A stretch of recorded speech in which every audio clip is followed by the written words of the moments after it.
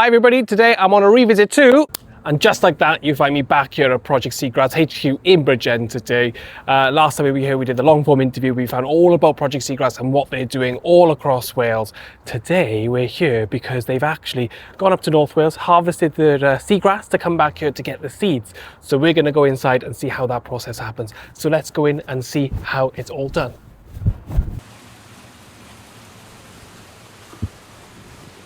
So here we are, gang. We're here. It's alive. It's kicking. The system's in full swing. And we have somebody who's going to talk us through the process. Please tell us what we're looking at and how this all comes about, please. Lovely. So these are our seeds that were recently collected on a seed pick in Porth Clyne up in North Wales. So the process is we go and pick the reproductive shoots up from the seagrass meadow up north and then bring them back here for processing. So we basically pop them into tanks. We have different systems depending on where they're from. So this whole system is from the North Wales, and then we've got another one from the Solent, and then this is another North Wales system, but intertidally. So these ones are collected by divers subtidally. So we keep them separate just to see how they perform, depending on where their location was picked from. And some of these have little tags on them. Yeah, so where they're being picked from? Yeah, these ones, they're all one site. Okay, so they're all in North Wales? All in North Wales, all from the same beach. And then you have lots of biosecurity measures then? Yeah, so everything, we can't mix and match. So everything with this system has their own brushes, tanks, like nets and everything. So then we're not contaminating systems from seeds from another system, from another area. So over there then is another location? Yeah, over there is the Isle of Wight, so seeds from the Solent. So they're in separate tanks because they're collected from two places around the Isle of Wight. So we've got them all labelled up so we know we can see which area is producing more seeds, which ones are better, which are more successful. So they've got little clipboards on them which says date. So it's the date, it's the location, how much was collected, and then, so then we can look at how much was collected that turns into actual, like how many seeds. Amazing. So, and then we've got at the end of every one of these processes here. How much seagrass is actually in here? Do you know? So roughly. Have you weighed it? No. Yes, we did. Sorry. I just got the joke. Like, you did. No, we weighed it before going in. So it's roughly about 25 kilos per tank. Okay. So we weigh it so then we can see when the seeds are produced at the end, kind of the yield of what we're picking, how much we actually get out of it. It's quite important to see whether a same size seagrass could produce more seeds or less. So it's quite interesting. So different types of meadows in different locations, the health of the meadow as well, I guess. Exactly. So it's important. Then these bags then, we were sort of talking earlier, is the seeds will drop out through the grass, through the filter. There are holes in the net, so you should be, as the plants release the seeds, so we find a space that's got any seeds left. So you can kind of see the seeds in the space here. Oh yes, the little black dots. That's the ones. So as they kind of break down or mature and release, they'll drop through the water through the net. And then, so the material stays left behind, the seeds will drop through. And then we've got a valve at the bottom that we can open, we collect our seeds, and then we process from there. Amazing. Which I'm sure you might be able to show me that bag again in a second. And then in here, because I'm right in saying this is all seawater. Yeah, so this is seawater from Porth Clyne. So we get a big tanker. I love it. That comes maybe once a month. Fresh seawater, everybody. Nice and local. I love it. Locally sourced seawater. I love that. It's not from Spain. So that comes in. We do treat the seawater with a UV and like a filter. Is that what this machine is up here? So this is one per system, but we have one on its own before it comes into our systems. So this machine up here is a drum filter. So it's basically a mechanical filtration for the fine sediment that comes through. It's got a big drum. Yeah. The water goes through it. All the dirt kind of collects on the drum and then it rinses off. So you just press the button and you can hear it spraying now. So then all that waste with the dirt comes through here and then out of the drain. Oh my God, that was so cool. Oh yeah, so many buttons to press in this place, isn't it's a lot of fun. I love it so much. I can see why you've got volunteers here. They're like, where can I press the button? Exactly. That was such a cool sound as well. Yeah, they're such cool systems. And then They're very sustainable. They're called recirculating aquaculture systems. Okay. So it's very sustainable. You basically clean the water and keep reusing and reusing and reusing. Yeah. So it goes through that filtration, and then we've also got bacteria that comes with the seawater that helps break down any kind of like decaying algae that come with the seawater. So it cycles it through so the water can be nice and clean. We do water chemistry on them every week to make sure the conditions are right for the seagrass, for the seeds, just so they're having the healthiest start to life as possible. I love it. Gives them the best chance. It's all the work that you're doing from picking all the way to because they go to a nursery then after this, isn't it? Yeah. So we clean the seeds up and then we take them to the nursery and check the viability of the seeds and then get them planted, and then hope we get some nice growths, some shoots, and then they'll go out and be planted across sites across the UK. Can you please show me some of your first seeds that you've managed to harvest? Which was it this week or was it last week? It was yesterday. It was yesterday. Oh So my God. We did some last week and then we've got some from yesterday. If I can find the bag.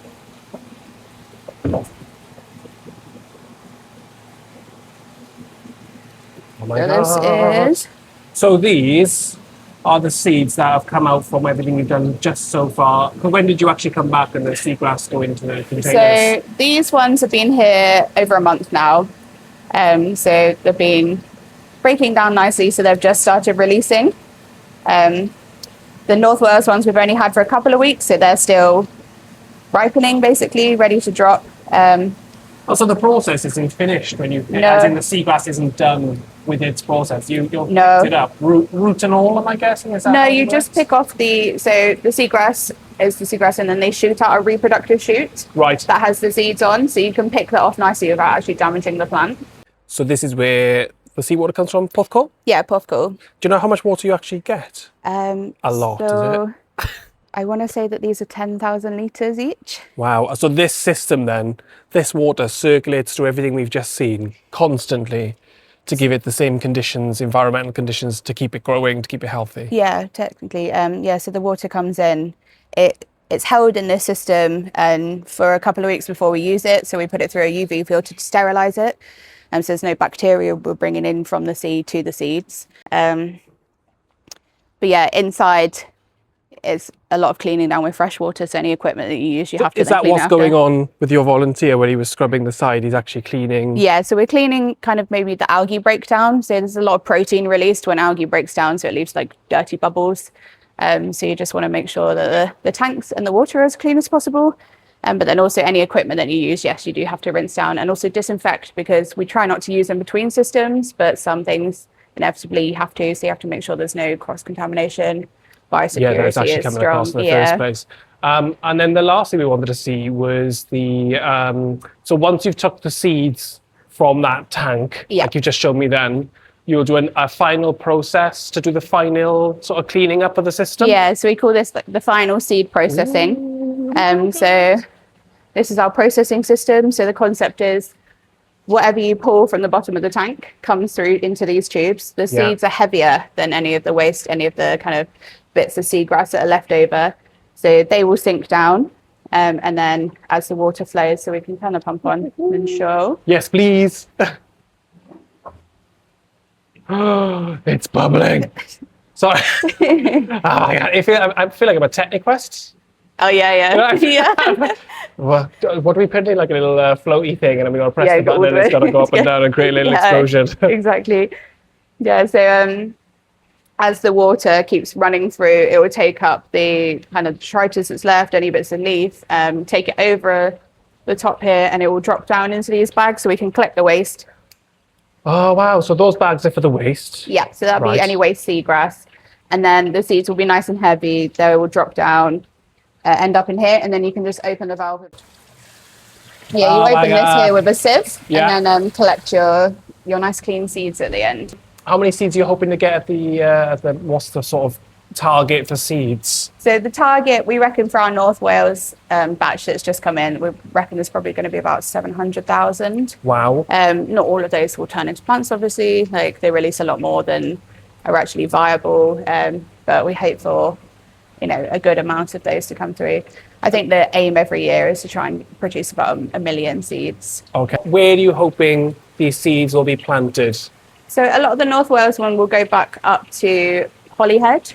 Yeah. So we've got a few sites around Holyhead. It's kind of been a bit of trial and error in finding the best places to plant them. So it depends. We look at kind of historically where seagrass meadows were, and try and replant them there. Obviously, some have been lost there due to certain reasons that we don't know about until we've tried again. So it might be heat waves or boating, too much activity and things. Pollution, exactly.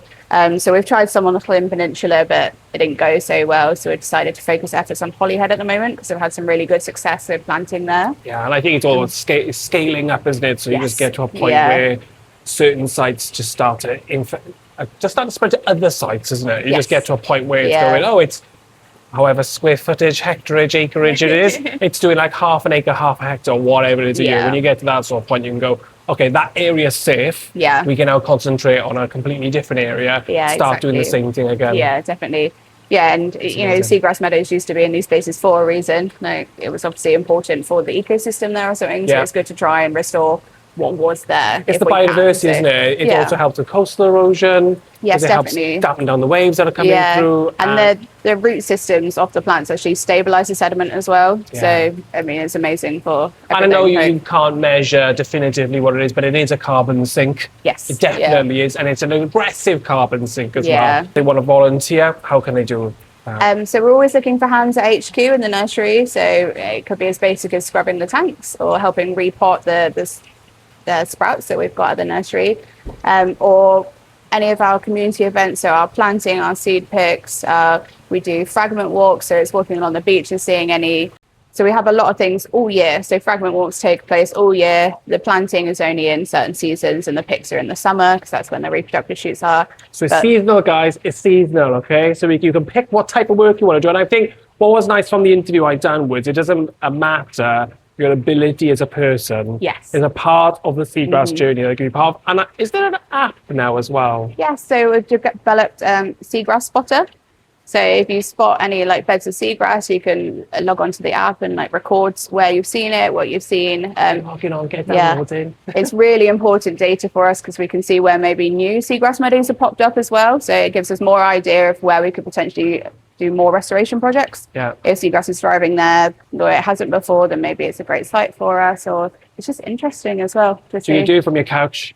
You can be in the ocean if you want to. I say ocean, right by the, Yeah, so we do. It's mostly intertidal. So snorkeling is great. We'll go out and snorkel and pick the seeds. I feel like my biohazard. Oh, sorry. No, you're right. Yeah, you can do snorkeling. Or we just go in waders. The reproductive shoots are very visible. So a lot of our volunteers just put a pair of waders on, come and help us pick them just in low tide. So. And again, you've got the nursery on land as well. Yes. Is that by the coast or is it? Yeah, it's by the coast, but a little bit in. So the sea feeds a lagoon that then feeds all our ponds and everything. Oh my God. You've got to get down there. They can also like your Instagram page. They can come up. What's your Instagram page? Project Seagrass? Yeah, it's Project Seagrass. Yeah, so we're on Instagram, LinkedIn as well. So and if you mention GreenWales, I watched the video. They said Project Seagrass. They'll let me know and we'll all go, the exposure for the channel. Yay. Just subscribe. That's all you've got to do and like the video. Is there anything else? I think we've covered everything there. No, I think that's it. You have the journey of seagrass seeds to plants, hopefully. So you can finish off by a visit to the nursery and see what we're doing over there. But yeah, it's great to see, the whole lot. Yeah, and again, you've got North Wales, South West Wales, and Isle of Wight. Yeah, Isle of Wight at the moment. And then a few bits abroad, but that's currently our main focuses. And that's probably a nice point to end on. In Scotland as well, sorry. In Scotland, is the partnerships throughout the world. It's the collaborative effort, isn't it, as well? Yeah, definitely. It's important everywhere, so it's great to be working with lots of other people as well, but also focusing at home in Wales. So, yeah, and with the Wellbeing Food Generations Act, let's do this! We have a healthier Wales, more vibrant Wales. Exactly. Thanks.